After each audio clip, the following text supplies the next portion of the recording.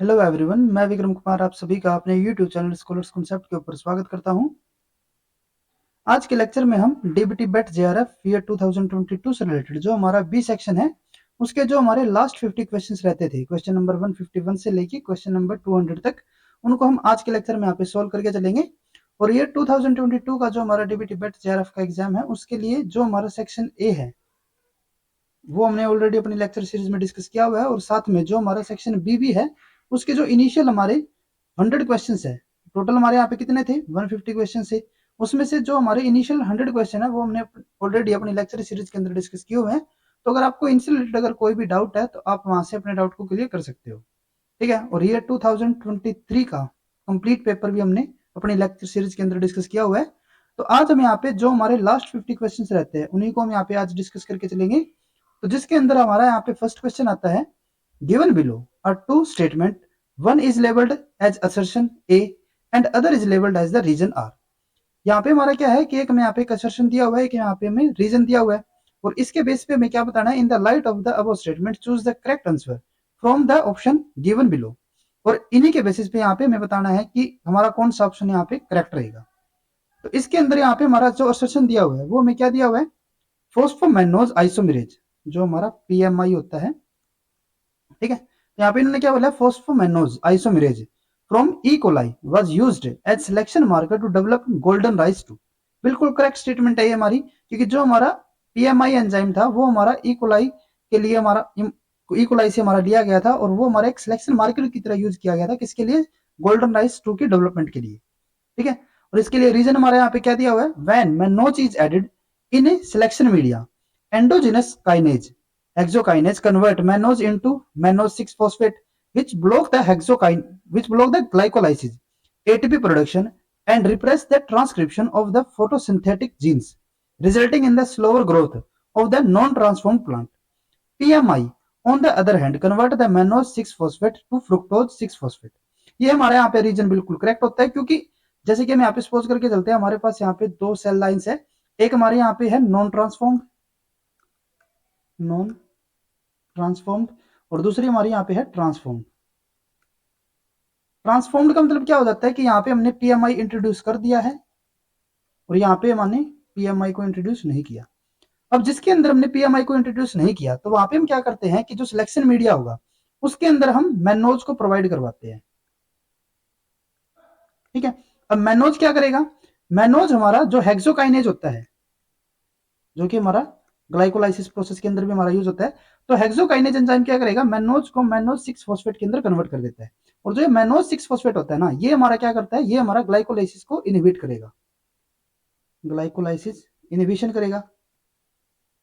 जो glycolysis process के अंदर जो हमारा आइसोमेरेज होता है एंजाइम, उसको ये क्या करेगा, ब्लॉक करेगा, और उसको ब्लॉक की वजह से क्या हो जाता है कि जो ग्लाइकोलाइसिस है वो हमारे वहां पे इनहिबिट हो जाएगी, जिसकी वजह से जिनके अंदर जो हमारे नॉन ट्रांसफॉर्म्ड जो हमारे यहाँ पे प्लांट्स होंगे उनके अंदर क्या हो जाएगा कि वहां पे जो हमारा ग्लाइकोलाइसिस है उसकी हमारी ब्लॉकेज हो चुकी है, तो उसकी वजह से वहां पे रिड्यूस्ड ग्रोथ हमें देखने को मिलेगी।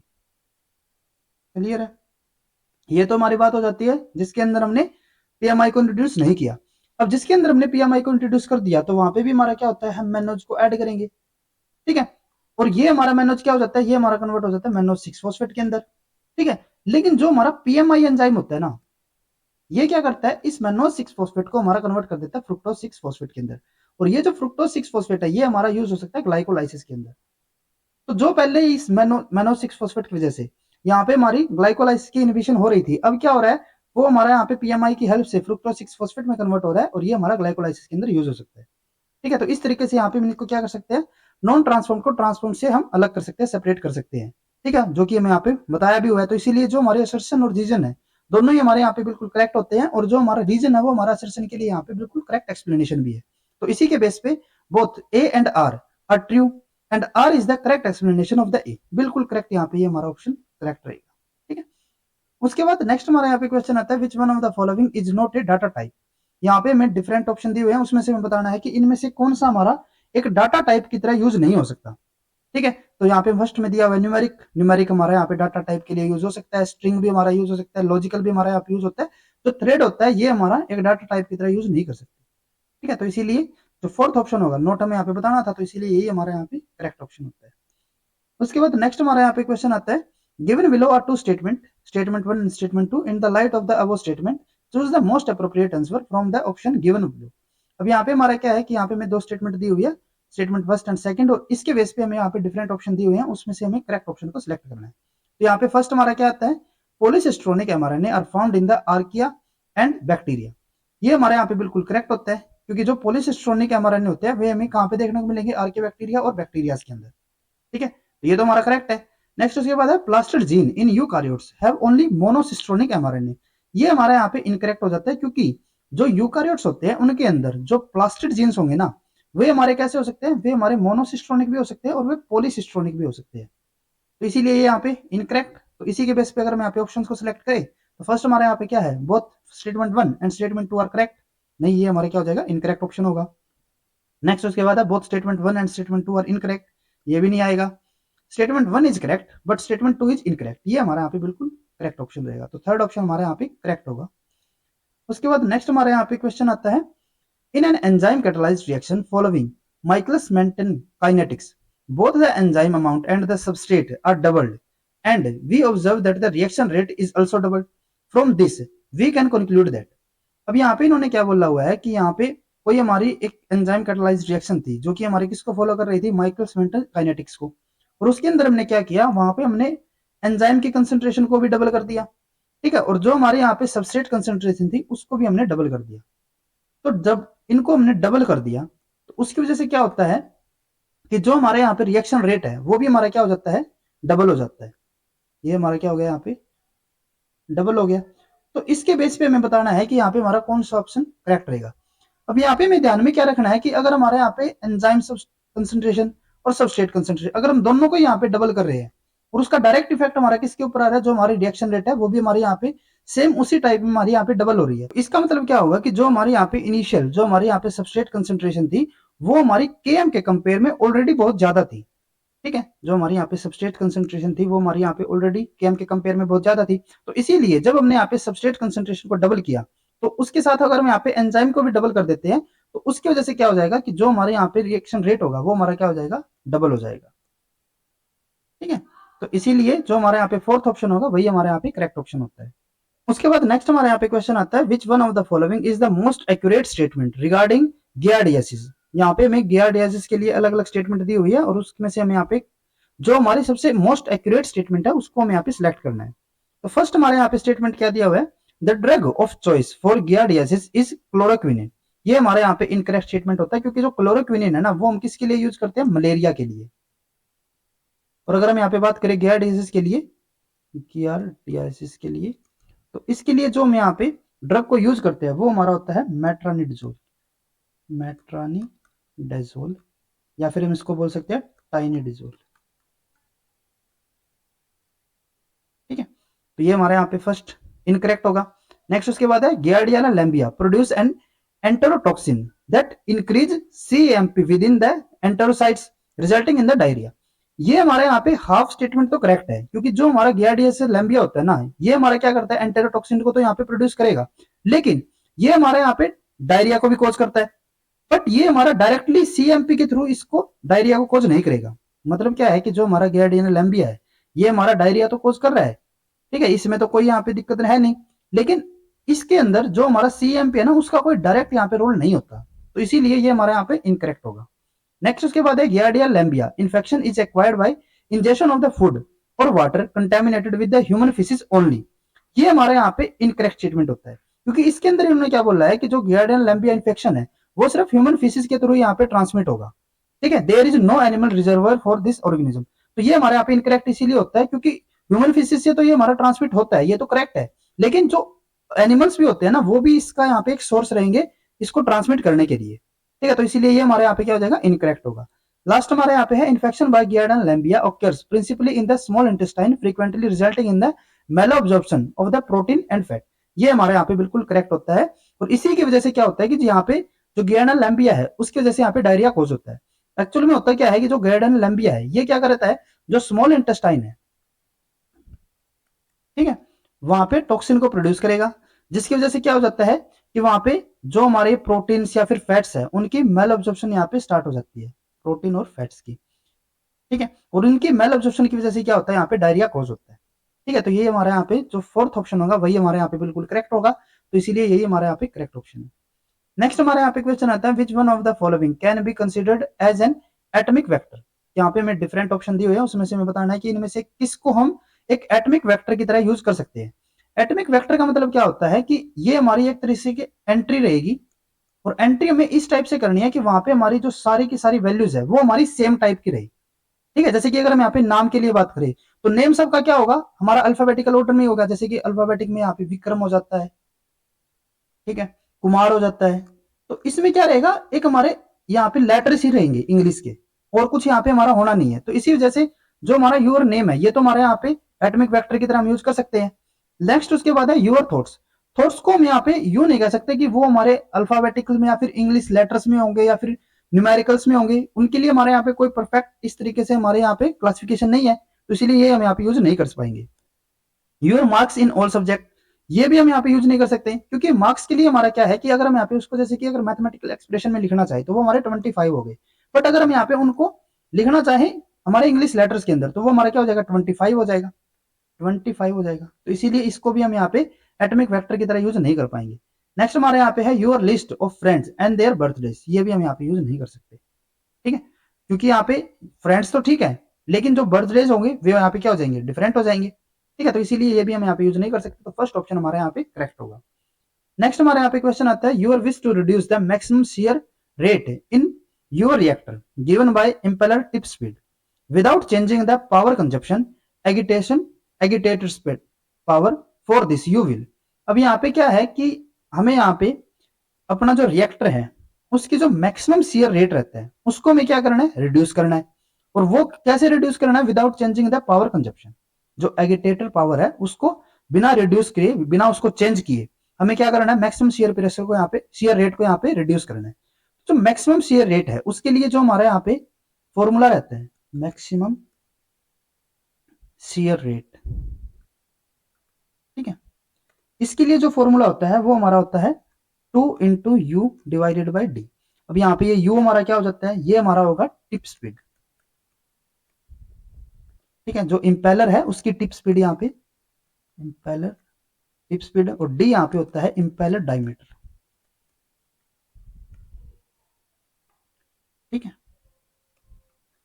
सेकंड यहाँ पे मैं क्या बोला हुआ है, जो पावर कंजप्शन है वो हमारे यहाँ पे चेंज नहीं होने चाहिए, और पावर कंजप्शन के लिए जो हमारे यहाँ पे फॉर्मूला रहेगा वो हमारा होता है N P into rho into N3 × D5।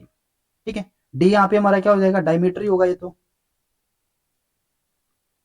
ठीक है, उसके अलावा जो हमारा यहाँ पे पी है, पी हमारा क्या हो जाएगा, पावर कंजप्शन।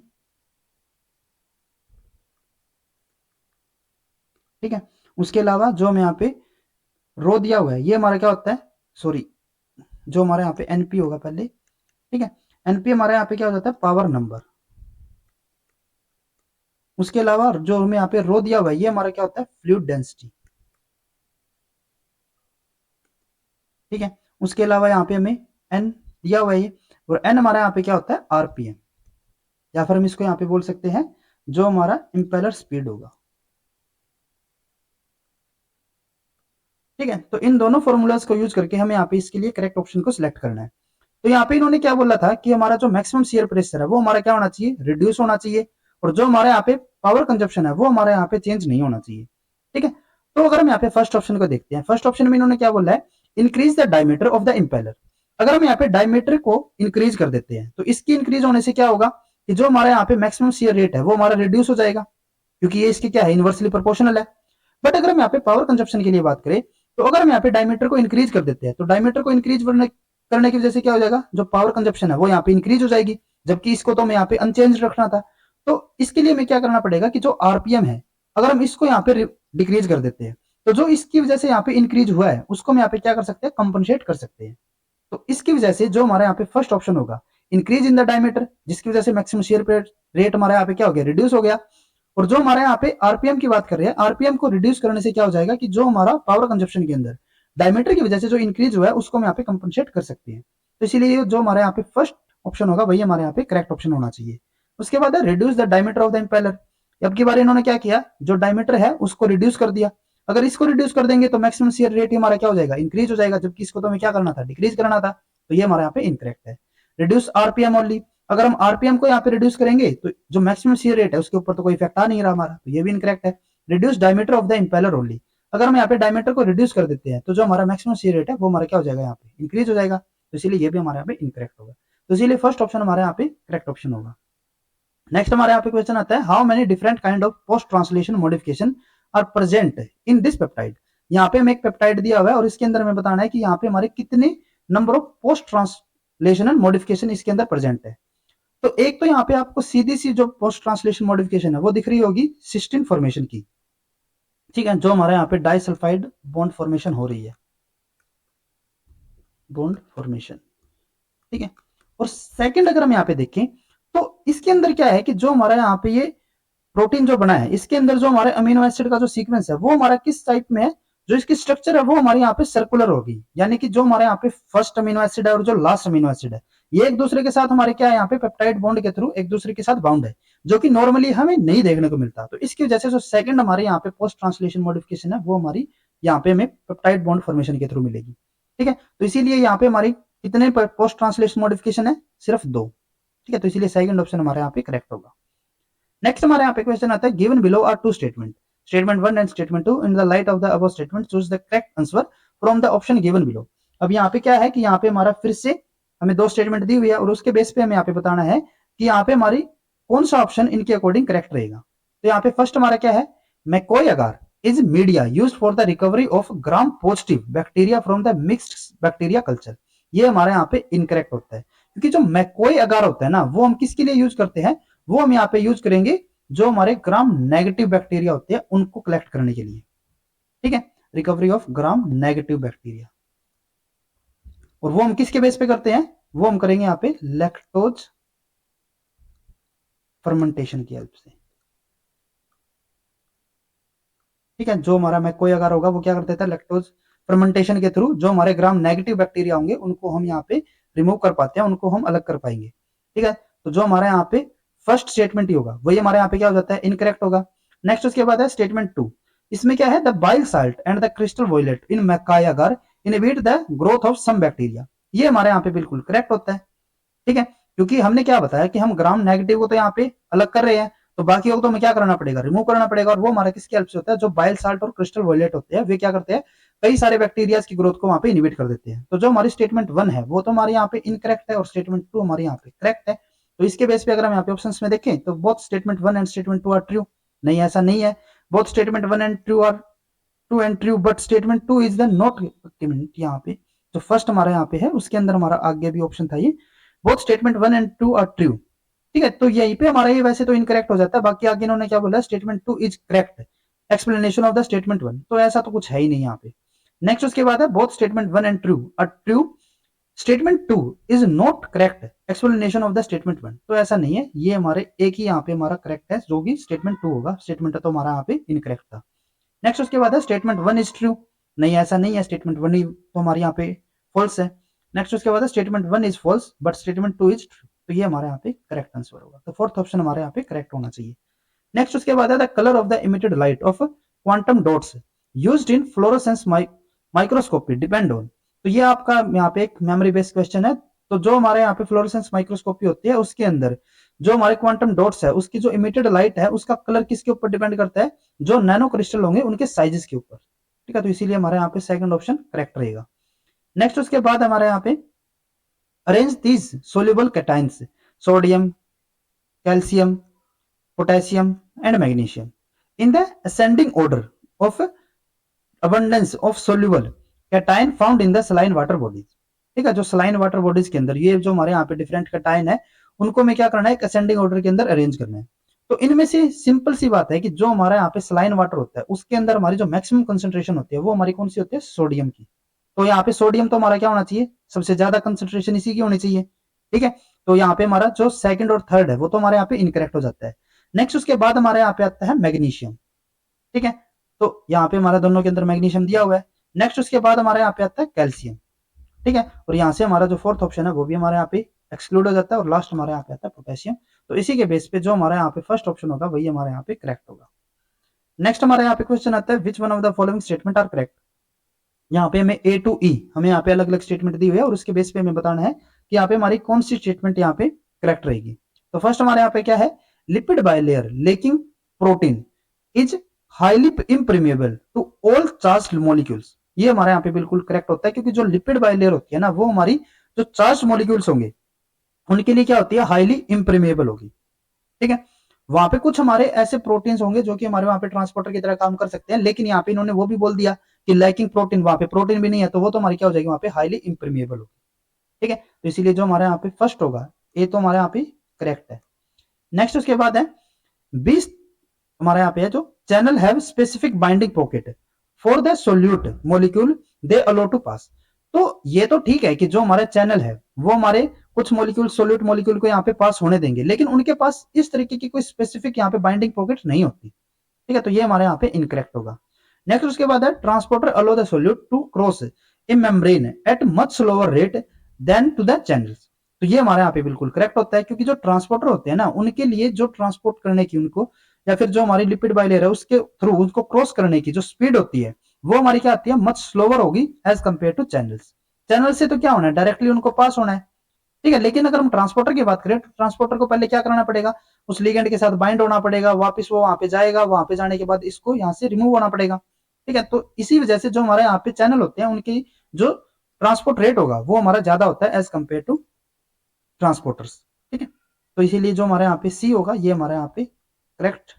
नेक्स्ट उसके बाद है the plasma membrane of many animal contain open potassium channel yet the potassium concentration in the cytosol is much higher than the outside of the cell. ये भी हमारे यहाँ पे बिल्कुल करेक्ट होता है। जो हमारे एनिमल सेल्स है उनके अंदर हमें डिफरेंट टाइप के कई सारे ओपन पोटेशियम चैनल तो हमें मिलेंगे, लेकिन फिर भी जो साइटोसोल होता है वहां पे जो पोटेशियम आयन की कंसंट्रेशन होती है वो हमारी क्या रहेगी, yet the potassium ion concentration in the cytosol is much higher than the outside the cell. ठीक है, तो इसीलिए जो हमारे यहाँ पे डी होगा वो तो हमारे यहाँ पे करेक्ट है। लास्ट हमारे यहाँ पे the membrane potential of an axon temporally become more negative when the an action potential excited. तो ये हमारे यहाँ पे मोर नेगेटिव ना होकर ये हमारा क्या होता है, पॉजिटिव चला जाता है, जो पोलराइजेशन हमने पढ़ा था। ठीक है, तो इसीलिए जो हमारे यहाँ पे ई होगा ये हमारे यहाँ पे इनकरेक्ट हो जाता है। ठीक है, तो इसीलिए जो हमारा ए सी डी है ये हमारे यहाँ पे करेक्ट होने चाहिए, तो इसीलिए जो फर्स्ट ऑप्शन होगा वही हमारे यहाँ पे करेक्ट ऑप्शन होता है। नेक्स्ट हमारे यहाँ पे क्वेश्चन आता है 1 cm is defined as the genetic distance between two loci with a statistically corrected recombination frequency of। यहाँ पे इन्होंने क्या बोला है कि जो हमारा 1 सेंटीमोर्गन होता है, सेंटीमोर्गन, ठीक है, वो हमारा कितने रिकम्बिनेशन फ्रीक्वेंसी के इक्वल रहता है। तो जो 1% हमारी रिकम्बिनेशन फ्रीक्वेंसी होती है, 1% रिकम्बिनेशन फ्रीक्वेंसी का मतलब क्या है कि यहाँ पे हमारे जो रिकम्बिनेंट है वो हमारे कितने हैं, 1% है आउट ऑफ टोटल जितने भी हमारे यहाँ पे प्रोजनी हमें ऑब्टेन हुई है। ठीक है, टोटल प्रोजनी। ठीक है, और उसके साथ अगर हम यहाँ पे बात करें कि जो हमारे रिकम्बिनेंट है,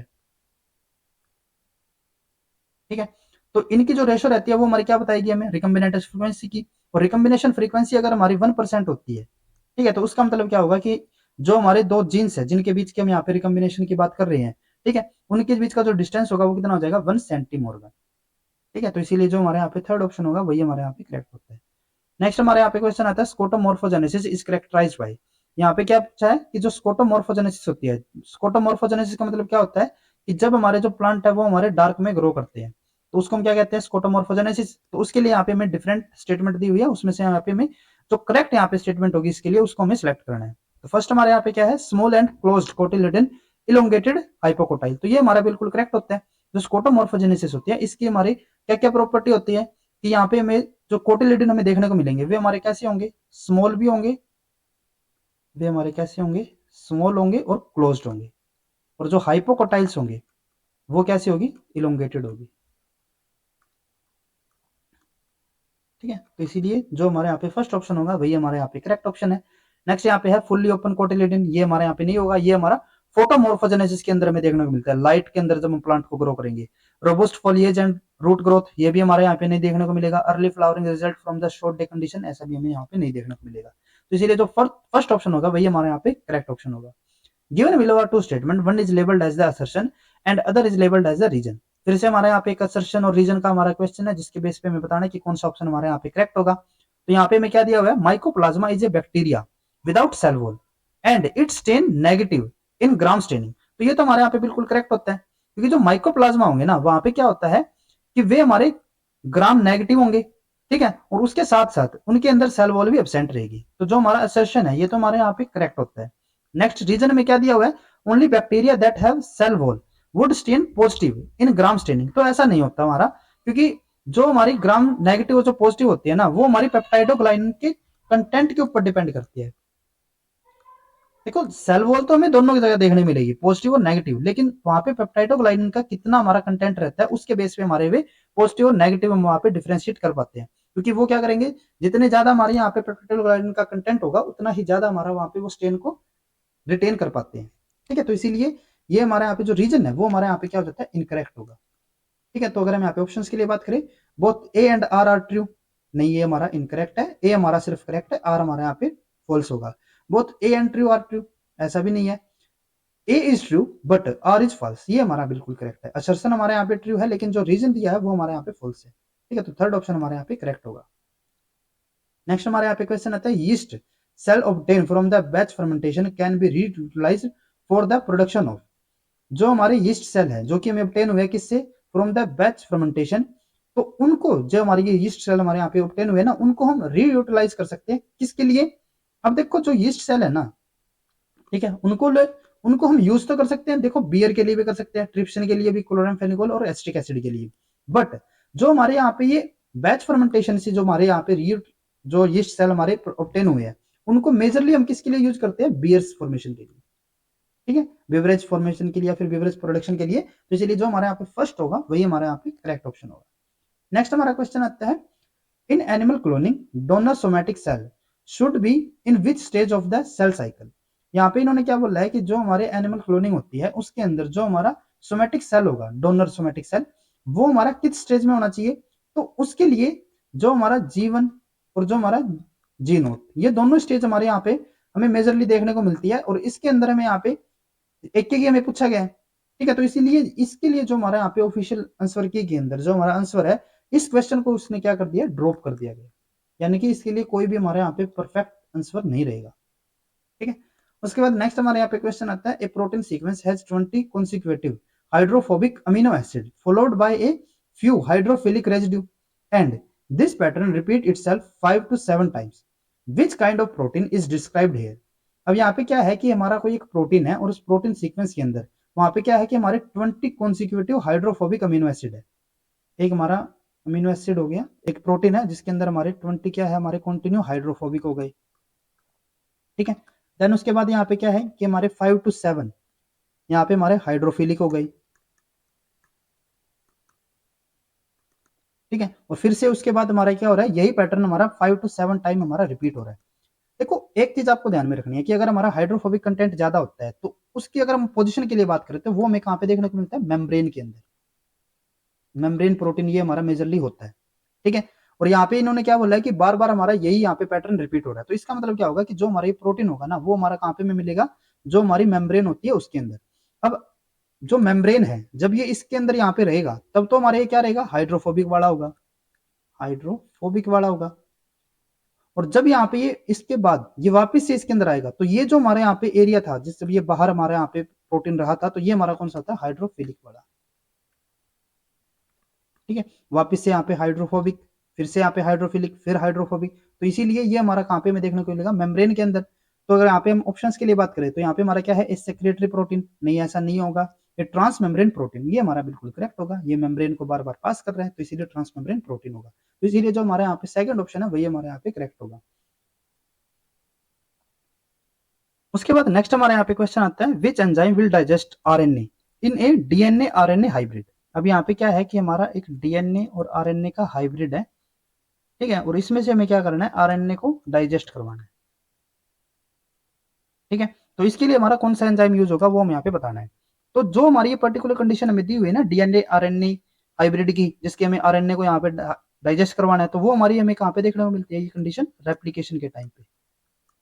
रेप्लीकेशन के टाइम पे क्या होता है कि जो हमारा डीएनए है इसके साथ हमें यहाँ पे एक और डीएनए स्ट्रैंड की सिंथेसिस करनी रहती है, लेकिन जो हमारा पॉलीमरेज यहाँ पे इस न्यू स्ट्रैंड की यहाँ पे सिंथेसिस करेगा वो यहाँ पे डी नोवो सिंथेसिस नहीं कर पाता, तो इसके लिए हमें क्या करना पड़ता है, यहाँ पे प्राइमर की जरूरत पड़ेगी।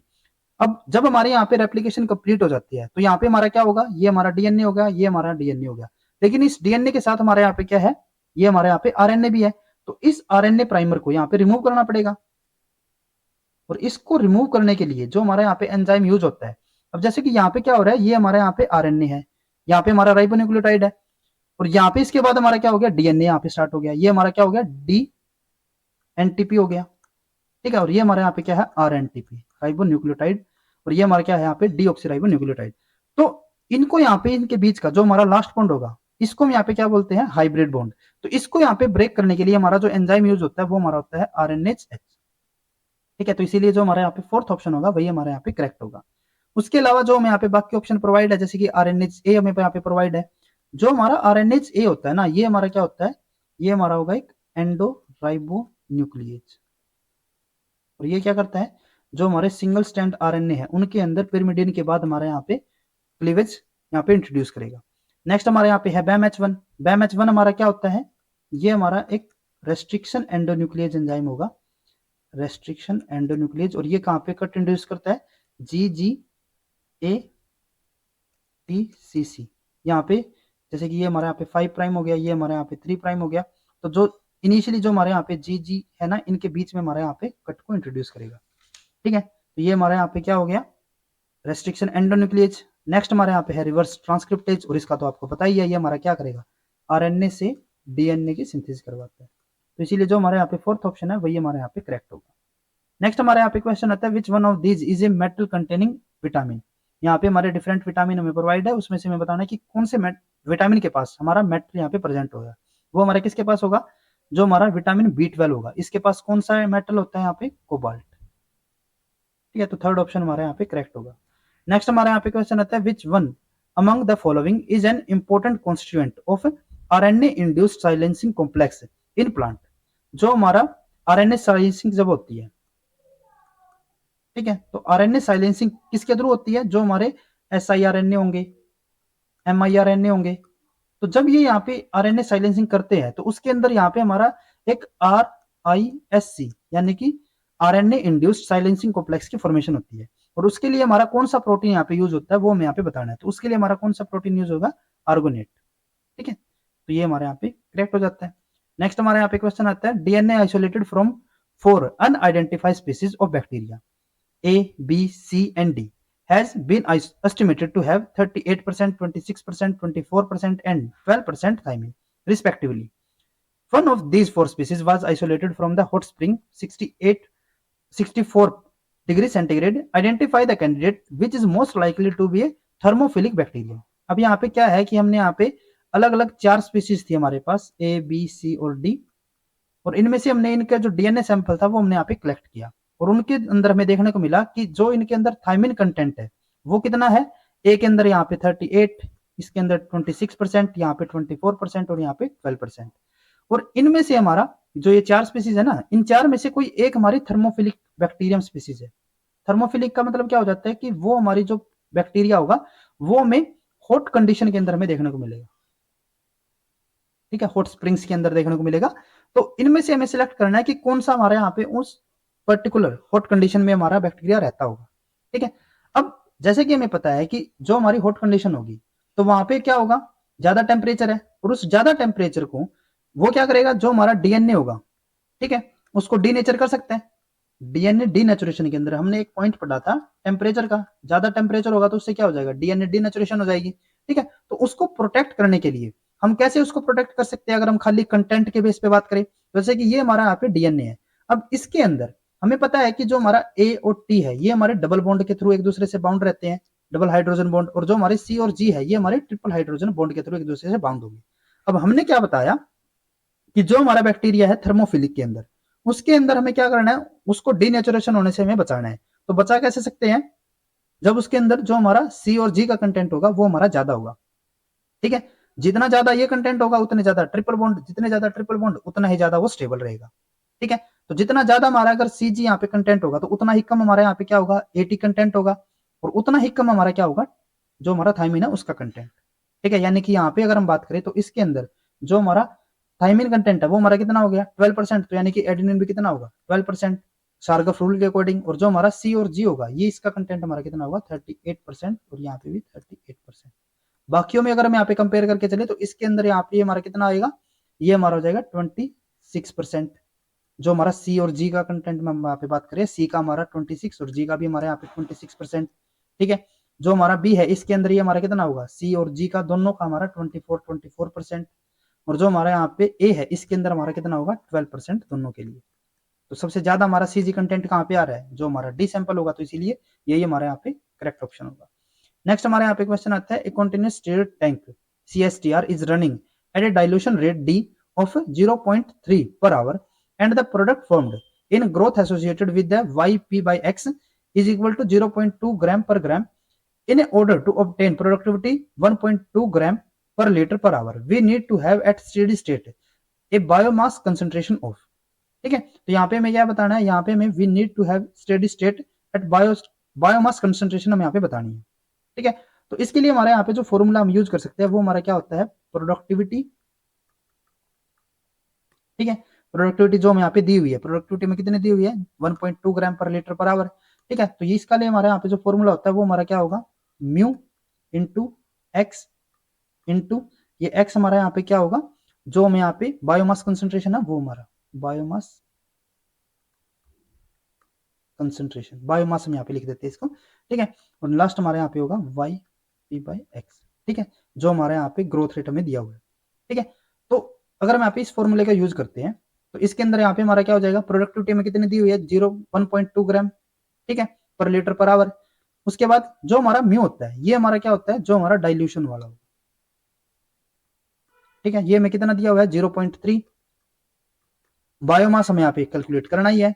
और जो हमारा वाई पी बाई एक्स ये हमारा कितना दिया हुआ है 0.2, तो यहाँ से हमारा जो एक्स होगा वो हमारा क्या हो जाएगा, यानी कि बायोमास कंसंट्रेशन हमारा क्या हो जाएगा 0.2। ये हमारे यहाँ पे इन दोनों को मल्टीपल करने से 0.06, तो ये हमारे यहाँ पे नीचे आ जाएगा। और इसको अगर हम यहाँ पे कैंसिल आउट करते हैं तो ये हमारा हो जाएगा यहाँ पे 20। तो इसी से जो हमारे यहाँ पे लास्ट ऑप्शन होगा वही हमारे यहाँ पे करेक्ट होता है। नेक्स्ट हमारे यहाँ पे क्वेश्चन आता है, what is the molarity of 100 gram glycine जिसका मोलिकुलर वेट कितना है 75 Dalton dissolved in 1 litre of water. तो यहाँ पे हमें इसकी मोलैरिटी बतानी है। मोलैरिटी के लिए हमारा फॉर्मूला क्या होता है, जो भी हमें यहाँ पे गिवन वेट हो, ठीक है, divided by molecular weight divided by पर लीटर। ठीक है, तो मोलैरिटी हमें यहाँ पे बतानी है। तो गिवन वेट हमारा कितना है यहाँ पे 100 ग्राम है, जो इसका मोलिकुलर वेट है वो हमें कितना दिया 75, और पर लीटर यानी कि 1 लीटर के लिए हमें बताया हुआ ना, तो यहाँ पे 1। ठीक है, तो इसी वजह से ये हमारा क्या हो जाएगा 100/75, और ये हमारा हो जाता है 1.33। तो इसीलिए जो हमारा यहाँ पे थर्ड ऑप्शन होगा वही हमारे यहाँ पे करेक्ट होगा। नेक्स्ट हमारे यहाँ पे क्वेश्चन आता है, which one of following is not extracted from the seaweed. यहाँ पे हमें बताना है कि जो हमें यहाँ पे ऑप्शन दिए हुए हैं उसमें से कौन सा हम सीवीड से एक्सट्रैक्ट नहीं कर सकते। तो फर्स्ट हमारे यहाँ पे हमें दिया हुआ है अगार, तो अगार तो हम सीवीड से एक्सट्रैक्ट कर सकते हैं। नेक्स्ट हमारे यहाँ पे है अल्जीनेट, ये भी हम यूज यहाँ पे एक्सट्रैक्ट कर सकते हैं। उसके बाद हमारे यहाँ पे है कैल्शियम, कैल्शियम को भी हम सीवीड से एक्सट्रैक्ट कर सकते हैं। ठीक है, और लास्ट हमारे यहाँ पे है एगैनोमोटो। जो एगैनोमोटो है ना ये हमारा कोई एक तरीके से प्रोडक्ट नहीं है, ठीक है, लेकिन अगर हम यहाँ पे इसकी सोर्स की अगर हम यहाँ पे बात करें तो इसके डिफरेंट सोर्स हमारे हो सकते हैं। ठीक है, और उसमें से अभी जो हमारी रिसर्च चल रही है उसके अकॉर्डिंग सीवीड भी हमारा इसका एक सोर्स हो सकता है। लेकिन और इस अकॉर्डिंग हमारा क्या होना चाहिए था, जो हमारे यहाँ पे लास्ट ऑप्शन है वो हमारे यहाँ पे करेक्ट होना चाहिए था। लेकिन जो डीबीटी की जो ऑफिशियल आंसर की है उसके अंदर जो कैल्शियम है वो हमें यहाँ पे करेक्ट ऑप्शन दिया हुआ है। ठीक है, तो अगर हम यहाँ पे उसके अकॉर्डिंग चले तो जो हमारे यहाँ पे सी ऑप्शन है वो हमारे यहाँ पे करेक्ट होना चाहिए। लेकिन जहां तक हमारी जितने हमने यहाँ पे इस टॉपिक के ऊपर रिसर्च किया तो उसके लिए जो हमारे यहाँ पे फोर्थ है वो हमारे यहाँ पे करेक्ट होना चाहिए था। ठीक है, बाकी अगर आपको इसके रिगार्डिंग अगर कोई अलग यहाँ पे सोर्स मिल रहा है, अगर कोई रेफरेंस आपको मिल रहा है तो आप हमारे कमेंट सेक्शन के अंदर में बता सकते हो। ठीक है, उसके बाद नेक्स्ट हमारे यहाँ पे क्वेश्चन आता है, T cell clones in an individual recognise peptide only when bound and displayed by the individual MHC molecule on the surface of antigen presenting cell, this process is known as. और ये जो हमारी process है जो हमने यहाँ पे बताया कि जो हमारे टी सेल है, T cell clone in an individual recognising peptide only when, यानी कि जो हमारे यहाँ पे इंडिविजुअल जो हमारे यहाँ पे पेप्टाइड है, ठीक है, उनको रिकॉग्नाइज करने के लिए जो हमारे यहाँ पे टी सेल होंगे वे हमारे कब बाउंड करेंगे, only when bound and displayed by the individual MHC molecule. ठीक है, और वो भी कहाँ पे एपीसी के ऊपर, एंटीजन प्रेजेंटिंग सेल। तो इस प्रोसेस को हम यहाँ पे क्या नाम देते हैं, एमएचसी रिस्ट्रिक्शन। ठीक है, तो यहाँ पे हमारा जो सेकंड ऑप्शन होगा वही हमारे यहाँ पे करेक्ट होगा। उसके अलावा यहाँ पे हमें जो अलग अलग टर्म यहाँ पे दी हुई है, जैसे कि हमारे यहाँ पे क्या है एमएचसी सिलेक्शन है। ठीक है, MHC सिलेक्शन का मतलब क्या होता है कि जब हमारा जो सेल है वो रिकॉग्नाइज करेगा एंड रिस्पोंड करेगा, किसके लिए? Respond to antigen. उसके अलावा यहाँ पे हमें दिया हुआ है MHC इंटरेक्शन, ठीक है। MHC इंटरेक्शन का मतलब क्या होता है? Interaction of MHC molecule, interaction of MHC molecule and T cell receptor, ठीक है। लास्ट हमारे यहाँ पे है MHC डिस्प्ले, और MHC डिस्प्ले का मतलब यहाँ पे क्या होता है? ये हमारा होगा प्रेजेंटेशन ऑफ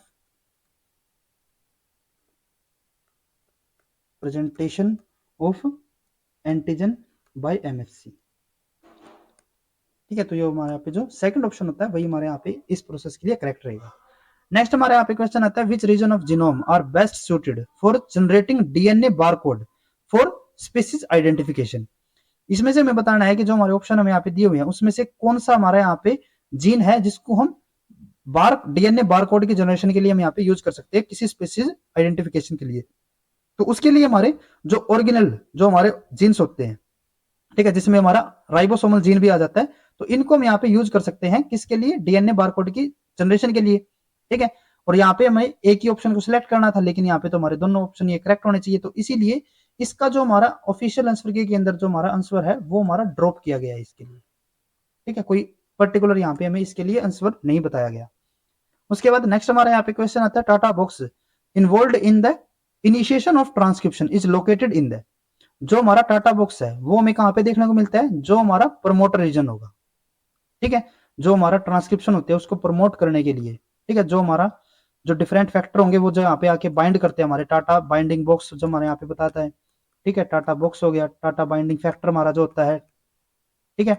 तो ये जो हमारे यहाँ पे जो टाटा बॉक्स है वो हमें कहाँ पे देखने को मिलता है? जो प्रमोटर रीजन होगा हमारे जीन के लिए, ठीक है। तो जो हमारे यहाँ पे फर्स्ट ऑप्शन होगा वही हमारे यहाँ पे करेक्ट होता है। इनहेंसर तो बहुत दूर हमारा रीजन हो जाता है, एक्सोन और इंट्रोन हमारे जो RNA होंगे उनके अंदर ही हमारा रीजन रहेगा, ठीक है। तो इसीलिए जो हमारे यहाँ पे फर्स्ट ऑप्शन होता है वही हमारे यहाँ पे करेक्ट होगा। नेक्स्ट उसके बाद हमारे यहाँ पे आता है which one of the following is not applicable for a chemical synapse. यहाँ पे हमें डिफरेंट स्टेटमेंट दी हुई है, उसमें से हमें बताना है कि इनमें से कौन सी हमारी केमिकल साइनेप्स के लिए एप्लीकेबल नहीं होगी स्टेटमेंट। यहाँ पे हमारा फर्स्ट क्या दिया हुआ है? Usually synaptic cleft is approximate 20 to 40 nanometre. ये हमारा बिल्कुल करेक्ट होता है, क्योंकि जो हमारे साइनेप्टिक क्लेफ्ट होते हैं ना, जो उनके बीच का डिस्टेंस होगा वो हमारा कितना होता है? 20 to 40 नैनोमीटर का। नेक्स्ट हमारे यहाँ पे है मे रिलीज एक्साइटरी और इनहिबिटरी न्यूरोट्रांसमीटर। ये भी बिल्कुल करेक्ट होता है, क्योंकि जो हमारे साइनेप्टिक क्लेफ्ट होते हैं वहां पे हमारा जो केमिकल साइनेप्स होगा, केमिकल साइनेप्स हमारे दो टाइप के हो सकते हैं, एक्साइटरी भी हो सकता है और इनहिबिटरी भी हो सकता है, ठीक है। जो हमारे केमिकल साइनेप्स होंगे वे न्यूरोट्रांसमीटर को रिलीज करते हैं, और वे हमारे एक्साइटरी भी हो सकते हैं और इनहिबिटरी भी हो सकते हैं, तो ये भी हमारा बिल्कुल करेक्ट होगा। नेक्स्ट हमारे यहाँ पे can not modulate signal intensity, ये हमारे यहाँ पे इनकरेक्ट होता है, क्योंकि अगर हम न्यूरोट्रांसमीटर की जो वॉल्यूम होती है, जो कंसंट्रेशन होती है, अगर हम उसको कम ज्यादा करते हैं तो जो उसकी सिग्नल इंटेंसिटी होगी वो भी हम उसको यहाँ पे मॉड्यूलेट या फिर चेंज कर सकते हैं। तो जो हमारे यहाँ पे थर्ड ऑप्शन होता है ये इसके लिए बिल्कुल एप्लीकेबल नहीं होगा, तो इसीलिए यही हमारे यहाँ पे करेक्ट ऑप्शन होगा। लास्ट हमारे यहाँ पे है there is a delay of the signal propagation, ये भी हमारा बिल्कुल करेक्ट होता है, क्योंकि जब हम केमिकल साइनेप्स की अगर हम यहाँ पे बात करें तो वो हमारा थोड़ा सा लेट हमारे यहाँ पे रिकॉग्नाइज करता है, या फिर जो हमारा मैसेज है उसको ट्रांसमिट करेगा as compare to electric synapse, ठीक है। तो इसीलिए जो हमारे यहाँ पे थर्ड ऑप्शन होगा वही हमारे यहाँ पे करेक्ट होगा। नेक्स्ट हमारे यहाँ पे आता है which one of the following immunoglobin cause type 1 allergic reaction. जो हमारे टाइप 1 एलर्जिक रिएक्शन होती है उसके अंदर हमारा कौन सा इम्यूनोग्लोबिन इन्वॉल्व रहता है? IgE, ठीक है। तो इसीलिए जो हमारे यहाँ पे थर्ड ऑप्शन होगा वो हमारे यहाँ पे इसके लिए करेक्ट होगा। उसके बाद अगर हम यहाँ पे बात करें टाइप 2 के लिए, तो टाइप 2 के लिए हमारा कौन से होते हैं? IgM और IgG, ठीक है। तो इसीलिए वैसे हमारे यहाँ पे 1 हमें बताना था, तो इसीलिए हमारा जो थर्ड ऑप्शन होगा वही हमारे यहाँ पे करेक्ट होगा। नेक्स्ट हमारे यहाँ पे क्वेश्चन आता है स्लीप लॉस में इंड्यूस। स्लीप लॉस हमारा किसको इंड्यूस कर सकता है?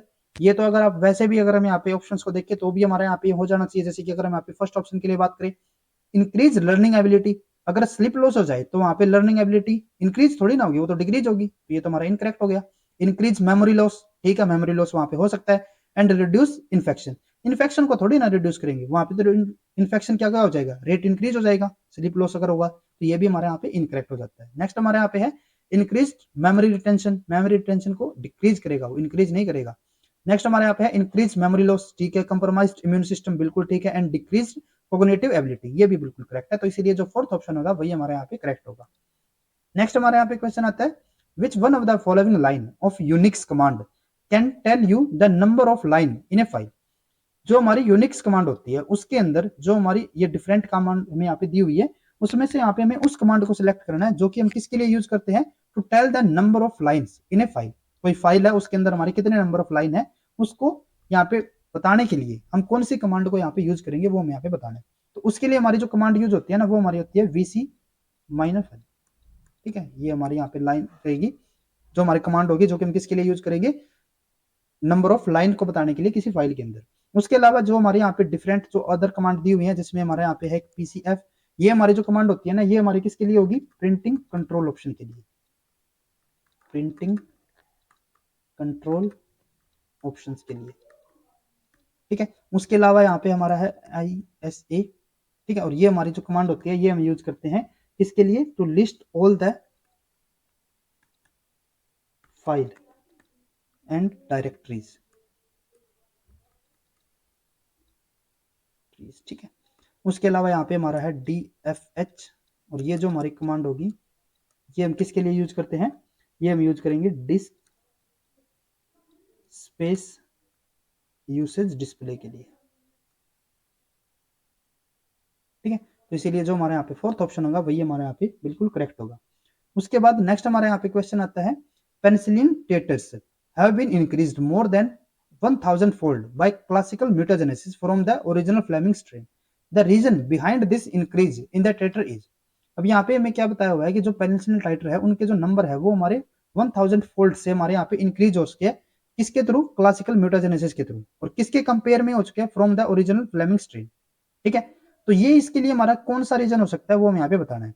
अब ये अगर हमारे इतना ज्यादा हमारे यहाँ पे अगर इंक्रीज हो रहा है तो उसके लिए हमारा जो रीजन रहता है वो हमारा क्या होगा, कि जो इसको यहाँ पे रेगुलेट कर रहे थे, जो इसको यहाँ पे रेगुलेट कर रहे थे, या फिर जो इसको यहाँ पे ब्लॉक कर रहे थे, जो भी हमारे पाथवे थे, अगर उनको हम यहाँ पे इनिबिट कर देते हैं, उनको अगर हम यहाँ पे बंद कर देते हैं, तो इसका जो पेनिसिलिन का जो टाइटर रहेगा, उसकी जो वॉल्यूम रहेगी या उसकी कॉन्सेंट्रेशन होगी, वो हमारी रैपिडली बिल्कुल एक्सपोनेंशियली हमारे वहाँ पे इंक्रीज होगी, ठीक है, जो कि हमें यहाँ पे देखने को मिल रही है। तो इसीलिए इसके लिए हमारा जो करेक्ट यहाँ पे आंसर होगा वो हमारा क्या होगा, removal of regulatory control in the penicillin pathway. तो यही हमारे यहाँ पे करेक्ट ऑप्शन होगा। नेक्स्ट हमारे यहाँ पे क्वेश्चन आता है, protein usually have hydrophobic interior or core and hydrophilic exterior. If a protein comprises hydrophobic patches on its outer surface, what can it mean.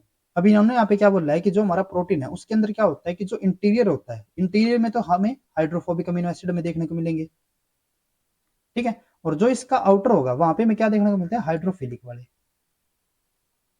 यानी कि जो प्रोटीन है उसका आउटर क्या होगा, यहाँ पे एक्सटीरियर क्या होगा, हाइड्रोफिलिक, और जो इंटीरियर होता है वो क्या होता है यहाँ पे, हाइड्रोफोबिक।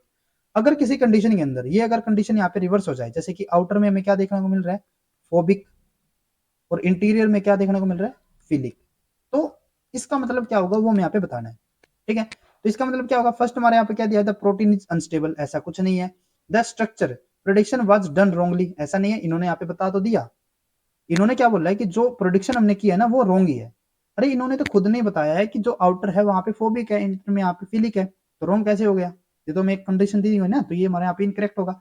नेक्स्ट है, it could be part of multimeric protein complex, ये हमारा बिल्कुल करेक्ट हो सकता है, क्योंकि अगर हमारा मल्टीमेरिक प्रोटीन होता है तो उसमें क्या होगा, मल्टीपल हमारे यहाँ पे सबनेट होगी, और वही सबनेट कई बार एक दूसरे के साथ जो इंटरेक्शन शो करती है वो किसके थ्रू करती है, हाइड्रोफोबिक इंटरेक्शन के थ्रू।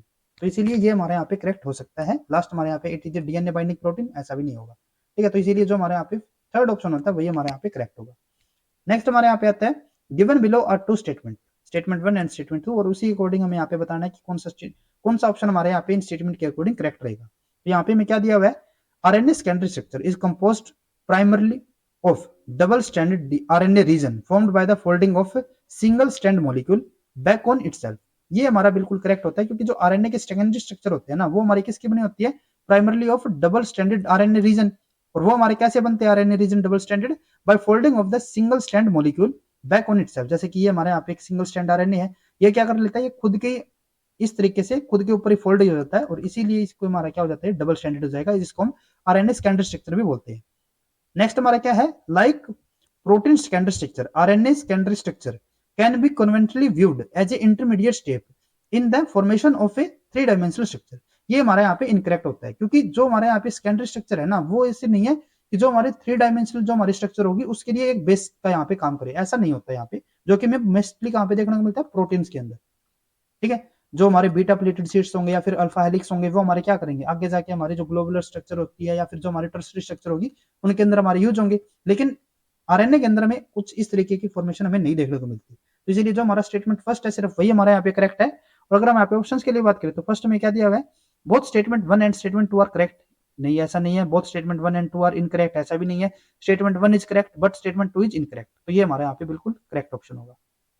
नेक्स्ट उसके बाद हमारे यहाँ पे आता है Which one among the following is correct function of the leg hemoglobin? जो हमारा लेग हीमोग्लोबिन होता है ये हमारा किस काम आता है वो हमें यहाँ पे बताना है। तो लेग हीमोग्लोबिन क्या करता है, जब हमारी नाइट्रोजन फिक्सेशन होती है तो उस टाइम पे ये एनरोबिक कंडीशन को मेंटेन करके रखेगा। ठीक है, जो एनरोबिक कंडीशन होगी उसको मेंटेन करेगा।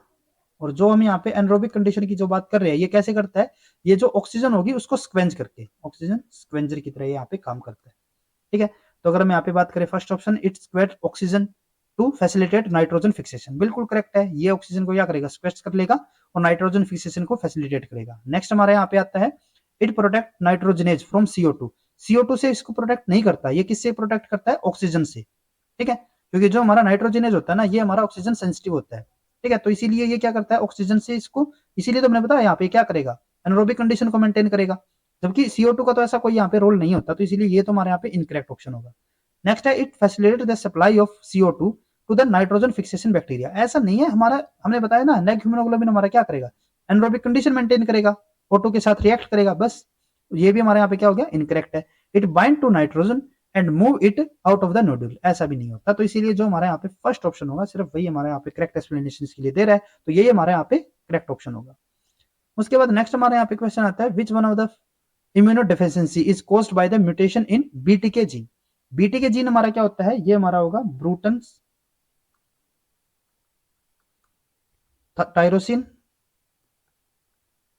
Tyrosine kinase. और अगर इस जीन के अंदर हमारी म्यूटेशन हो जाती है तो उसकी वजह से हमारी जो डिजीज होती है वो हमारी कौन सी होती है, एक्स लिंक्ड एगामा ग्लोबिनिनेमिया। ठीक है, तो जो हमारे यहाँ पे सेकंड ऑप्शन होगा वही हमारे यहाँ पे करेक्ट ऑप्शन होगा। उसके बाद नेक्स्ट हमारे यहाँ पे क्वेश्चन आता है which one of the following is not a function of glial cell in the brain. जो हमारे ग्लियल सेल होते हैं ब्रेन के अंदर उनका हमारा इनमें से कौन सा फंक्शन नहीं होगा वो हमें यहाँ पे बताना है। तो फर्स्ट हमारे यहाँ पे में क्या दिया हुआ है, transporting neurotransmitter vesicle from soma to terminal. तो ये हमारा जो ग्लियल सेल होते हैं ना उनका फंक्शन ये नहीं होता। जो हमारा ये न्यूरोट्रांसमीटर को ट्रांसपोर्ट करने का जो काम होता है वो हमारा कौन करते हैं, ये हमारे करेंगे न्यूरोनल स्ट्रक्चर्स।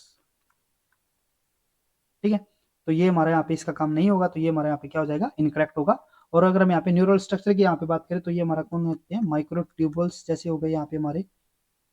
ठीक है, उसके अलावा जो मोलिकुलर मोटर्स होंगे इनका काम होता है ये।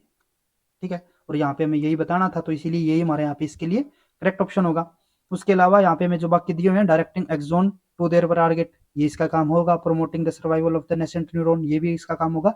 फॉर्मिंग द साइनेप्स, ये भी इसका काम होता है। तो यहाँ पे हमारा जो फर्स्ट ऑप्शन होगा वही हमारे यहाँ पे करेक्ट ऑप्शन होगा।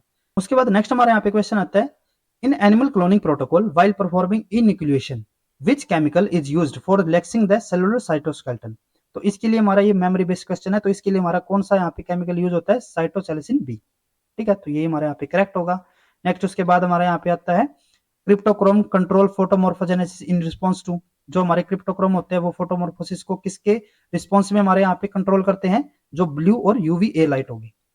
तो फोर्थ ऑप्शन करेक्ट होगा। नेक्स्ट उसके बाद हमारे यहाँ पे आता है what if any is the difference between the molecular weight of molecule A and molecule B। यहाँ पे हमारा एक मोलिक्यूल A है, एक हमारा मोलिक्यूल B है, और इसके जो मोलिकुलर वेट है उसके रिगार्डिंग हमें यहाँ पे डिफरेंट ऑप्शन दिए हुए हैं, उसमें से यहाँ पे हमें करेक्ट ऑप्शन को सिलेक्ट करना है। तो अगर हम यहाँ पे इस स्ट्रक्चर को क्लियरली देखते हैं तो यहाँ पे हमारा बाकी सारा स्ट्रक्चर बिल्कुल सेम रहता है। जैसे कि यहाँ पे हमारा बिल्कुल सेम स्ट्रक्चर होगा, जो डिफरेंस है ना वो सिर्फ हमारा यहाँ पे आ रहा है। और इसके अंदर भी अगर हम यहाँ पे देखें तो यहाँ पे हमारा क्या है, ये हमारे यहाँ पे रिंग स्ट्रक्चर हो गई, यहाँ पे हमारा ये ऑक्सीजन हो गया, ये हमारे जैसे यहाँ पे, एक मिनट, ये हमारे यहाँ पे रिंग स्ट्रक्चर हो गया, ठीक है। और इसके अंदर यहाँ पे क्या है, ये हमारे यहाँ पे ऑक्सीजन दिया हुआ है और ये हमारे यहाँ पे मिथाइल ग्रुप होगा, क्योंकि यहाँ पे हमें कुछ भी प्रोवाइडेड नहीं है, तो ये हमारा क्या हो गया, यहाँ पे मिथाइल हो जाएगा। और जो हमारे बी स्ट्रक्चर है इसके अंदर यहाँ पे क्या दिया हुआ है, यहाँ पे हमें सिंपली OH दे दिया, ठीक है। जैसे कि ये हमारा यहाँ पे ये हो गया और यहाँ पे हमें OH प्रोवाइड है। तो इनके मोलिकुलर वेट के अंदर हमारा क्या डिफरेंस होगा वो हमें यहाँ पे बताना है। तो अगर हम यहाँ पे बात करें तो यहाँ पे हमारा ऑक्सीजन हो गया, यहाँ पे भी हमारा ऑक्सीजन हो गया। ऑक्सीजन के बाद यहाँ पे क्या है, हाइड्रोजन है। हाइड्रोजन का मोलिकुलर वेट कितना होगा, 1 होगा। यहाँ पे हमारा क्या दिया हुआ है, हमें मिथाइल ग्रुप। मिथाइल ग्रुप के अंदर हमारा क्या होगा, एक हमारा कार्बन है जिसका मोलिकुलर वेट 12 हो गया और 3 हमारे यहाँ पे हाइड्रोजन है, तो ये हमारा कितना हो गया, 3 हो गया। तो इसका जो टोटल मोलिकुलर वेट हो गया वो कितना हो गया, 15। यहाँ पे कितना था, 1। तो ये हमारा जो ए होगा ये हमारा बी के कंपेयर में कितना हो गया, 14 मोलिकुलर वेट इसका ज्यादा होगा। तो बस हमें यहाँ पे यही बताना था। तो इसीलिए जो हमारा यहाँ पे थर्ड ऑप्शन होगा, molecular weight of the A is more by 14 Dalton, तो यही हमारे यहाँ पे करेक्ट ऑप्शन होगा। नेक्स्ट हमारे यहाँ पे क्वेश्चन है, given below are two statement, one is labelled as the assertion and other is labelled as the reason. एक असर्शन है एक रीजन है और उसके अकॉर्डिंग यहाँ पे हमें ऑप्शन को सिलेक्ट करना है। तो फर्स्ट हमारे यहाँ पे असर्शन क्या दिया हुआ है, heating of preoptic anterior hypothalamic area of the brain caused profuse sweating and dilation of the blood vessel of the skin. तो ये हमारा बिल्कुल करेक्ट होता है, क्योंकि जब हमारे pre optic anterior hypothalamic area के अगर हीटिंग उसकी होती है तो वहां पे क्या होगा, वहां पे प्रोफ्यूज यानी कि हाई अमाउंट में वहां पे स्वीटिंग हमें देखने को मिलेगी और डायलेशन हो जाएगा किसका, ब्लड वेसल का, ठीक है। तो ये तो हमारा बिल्कुल करेक्ट है असर्शन। उसके बाद अगर हम यहाँ पे इसके रीजन की बात करें तो रीजन में क्या दिया हुआ है, द अबो इन ए, जो हमारे यहाँ पे एक कंडीशन थी, is to absorb more heat into the body. देखो जब स्वीटिंग होती है तो स्वीटिंग हमारा क्या होता है, ये हमारी एक कूलिंग प्रोसेस होगी। और ये क्या कह रहे हैं, हम हीट को और भी ज्यादा यहाँ पे एब्जॉर्ब कर रहे हैं, तो जो कि हमारे यहाँ पे इसके साथ मैच नहीं कर रहा, तो इसीलिए रीजन हमारे यहाँ पे इनकरेक्ट हो जाता है। तो अगर हम यहाँ पे इसी के अकॉर्डिंग चले तो ऑप्शन हमें क्या दिया हुआ है, both A and R are correct. नहीं ऐसा नहीं है, सिर्फ ए ही हमारा करेक्ट है। Both A and R are correct, ये भी नहीं है। A is correct but R is incorrect, ये हमारे यहाँ पे बिल्कुल करेक्ट रहेगा। तो थर्ड ऑप्शन हमारे यहाँ पे इसके लिए करेक्ट रहेगा। नेक्स्ट उसके बाद हमारा क्वेश्चन आता है, which one of the following cell separation technique allow cells from different stages of the cell cycle to be separated simultaneously with minimal perturbation of their physiology। तो ये हमारा एक मेमोरी बेस्ड क्वेश्चन है। इसके लिए हमारे यहाँ पे अगर हम यहाँ पे ऑप्शंस के लिए बात करें तो देखो अल्ट्रा सेंट्रिफिकेशन तो हमारा बिल्कुल भी यूज नहीं होगा, क्योंकि उसकी वजह से जो सेल हमारे होंगे उसकी जो फिजियोलॉजी होगी वो हमारे यहाँ पे इफेक्ट हो जाएगी। नेक्स्ट हमारे यहाँ पे साइज एक्सक्लूजन क्रोमेटोग्राफी, ये भी हम यूज नहीं कर सकते। हमारे पास यहाँ पे दो टेक्निक बचती है। एक हमारे यहाँ पे है फ्लोरोसेंट एक्टिवेटेड सेल सॉर्टर, ठीक है, जिसको हम FACS बोलते हैं, फैक्स। और एक हमारे यहाँ पे होता है काउंटर फ्लो सेंट्रीफ्यूगल इल्यूट्रेशन।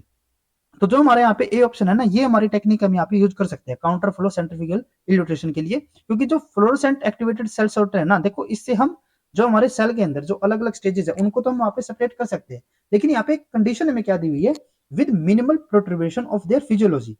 फिजियोलॉजी के ऊपर कोई इफेक्ट नहीं होना चाहिए। तो उसके लिए वजह से जो हमारे यहाँ पे फर्स्ट ऑप्शन होगा वो हमारे यहाँ पे मोर एक्यूरेट होगा एज कम्पेयर टू सेकंड, ठीक है। तो इसीलिए यही हमारे यहाँ पे करेक्ट हम सिलेक्ट करेंगे।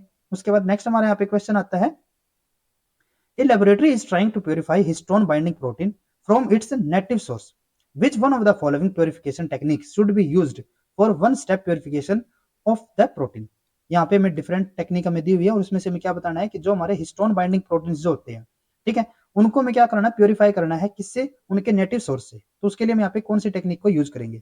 अब देखो यहाँ पे इन्होंने खुद नहीं बताया हुआ है कि हमें कौन से प्रोटीन को यहाँ पे सेपरेट करना है, जो हमारे हिस्टोन बाइंडिंग प्रोटीन होंगे। तो इसका मतलब क्या होगा कि जो हमारे प्रोटीन होंगे उनकी एफिनिटी होगी किसी के लिए, हिस्टोन के लिए। और एफिनिटी को हम कहाँ पे यूज करते हैं, जो हमारे यहाँ पे इम्यूनो एफिनिटी क्रोमेटोग्राफी।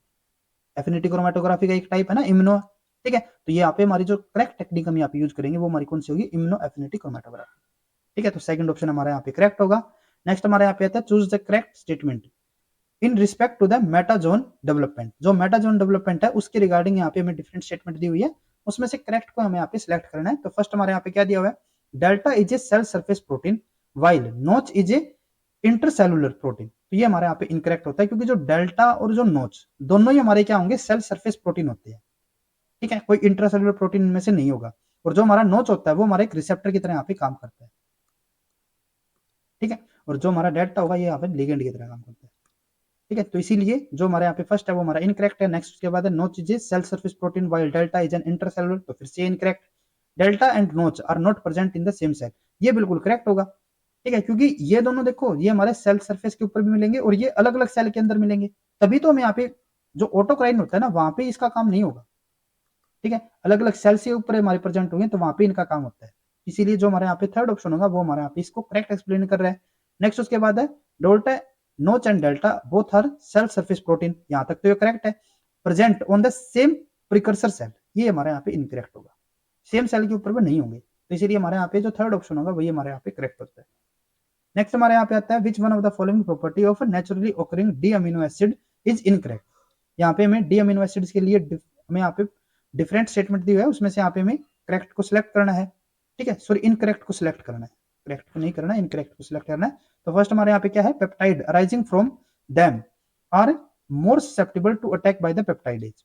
देखो जो डी अमीनो एसिड है ना वे हमारे रेयर होते हैं, ठीक है, जो हमारे एल अमीनो एसिड होंगे वे हमारे मोस्ट कॉमनली हमें देखने को मिलेंगे। और अगर मोस्ट कॉमनली हमें यहाँ पे ए देखने को मिल रहे हैं, जो एल हमारी कंफर्मेशन हमें यहाँ पे देखने को मिल रही है, तो ये हमारे क्या होंगे, ज्यादा ससेप्टेबल होंगे किसके लिए, पेप्टाइडेज के लिए।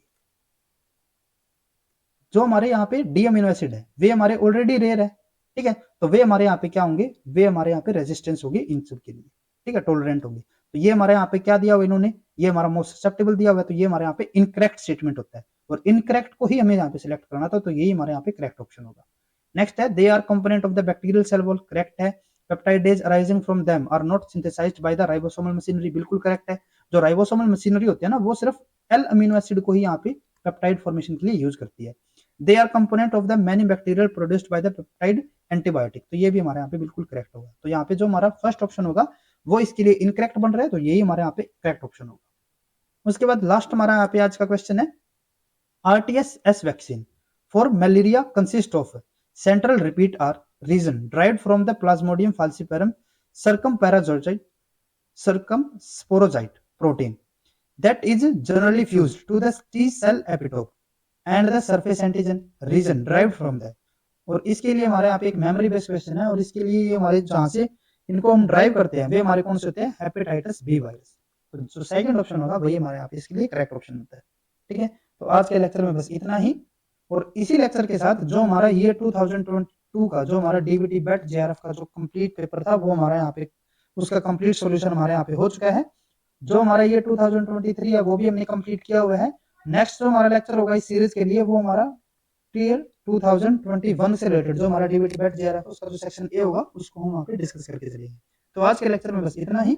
अगर आपको ये वीडियो हमारी यूजफुल लगी हो तो please like and share this video, और डीबीटी बेट जेआरएफ और सीएसआईआर नेट और गेट लाइसेंस के लिए इसी तरीके के इंपॉर्टेंट कॉन्सेप्ट्स और क्वेश्चंस करने के लिए please subscribe to our YouTube channel Scholars Concepts. Thank you.